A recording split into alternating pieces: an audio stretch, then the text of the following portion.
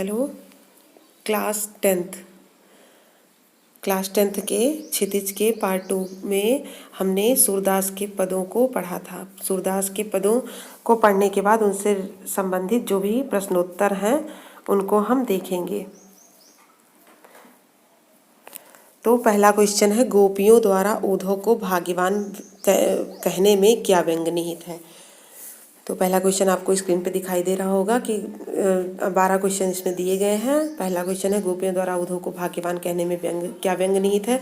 तो आपने जब पहले पद को पढ़ा था तो उसमें हमने आपको बताया था और पद को पढ़ते हुए भी आपने देखा था कि जो गोपियाँ हैं वह कह रही हैं सूरदास वो उनसे उद्धव जो है उनको कृष्ण का संदेश देने आए थे। तो उद्धव गोपियाँ जो है उद्धव को बताती हैं कि तुम तो बड़े ही समझदार हो, ज्ञानी हो और तुम बचे रह गए इससे। लेकिन जैसे कि यहाँ पे ईश्वर का की ही वो भक्ति कर रहे थे और ईश्वर से ही बचे रह गए, तो उन पर गोपियों ने एक कटाक्ष किया था, एक व्यंग किया था।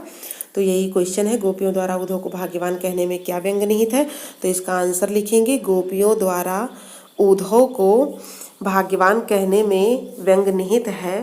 वह कहती हैं कि हे उद्धव, तुम्हारे भाग्य की कैसी विडंबना है, तुम्हारे भाग्य की कैसी विडंबना है कि श्री कृष्ण के निकट रहते हुए भी प्रेम से वंचित रहे, श्री कृष्ण के निकट रहकर भी उनके प्रति अनुराग नहीं हुआ। वह तुम जैसा ही भाग्यवान हो सकता है। इस तरह गोपियाँ उनको भाग्यवान कहकर उन पर व्यंग करती हैं। फिर से एक बार सुन लीजिए, गोपियाँ उद्धव को व्यंग करती हैं कि तुम्हारे भाग्य की कैसी विडंबना है कि श्री कृष्ण के निकट रहते हुए भी प्रेम से वंचित रहे, श्री कृष्ण के निकट रहकर भी उनके प्रति अनुराग नहीं हुआ। वह तुम जैसा ही भाग्यवान हो सकता है। इस तरह गोपियाँ उनको भाग्यवान कहकर यही व्यंग करती हैं। ठीक है। दूसरा क्वेश्चन है, उद्धव के व्यवहार की तुलना किस से की गई है। तो उद्धव के व्यवहार की तुलना निम्नलिखित से की गई है। पहला, कमल के पत्ते से जो जल में रहकर भी उनसे प्रभावित नहीं होते। दूसरा, जल में पड़ी तेल की बूंद से जो जल में घुलती मिलती नहीं। उद्धव भी इनके समान है, वह कृष्ण के संग रहकर भी उनके प्रेम से प्रभावित नहीं हो सके। ये हो गया दूसरे का आंसर।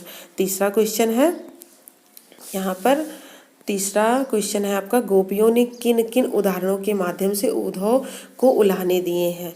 तो गोपियाँ उद्धव को निम्नलिखित उलाहने देकर उनको आहत करती हैं। नंबर 1, हम गोपियाँ तुम्हारी तरह उस कमल पत्र और तेल की मटकी नहीं है जो कृष्ण के पास रहकर भी उनके प्रेम से अछूती रह सके। दूसरा, हम तुम्हारी तरह निष्ठुर नहीं है जो समीप बहती हुई प्रेम नदी का स्पर्श तक भी ना करें। तीसरा, तुम्हारे योग संदेश हम गोपियों के लिए उपयुक्त नहीं है। चौथा, हमने कृष्ण को वन वचन और कर्म से हारेल की लकड़ी की तरह जकड़ रखा है। पांचवा, हमें योग संदेश कड़वी ककड़ी तथा व्याधि के समान प्रतीत हो रहा है। आइए अब चौथा क्वेश्चन देखते हैं। चौथा क्वेश्चन है, उद्धव द्वारा दिए गए योग के संदेश ने गोपियों की विराग्नि में घी का काम कैसे किया।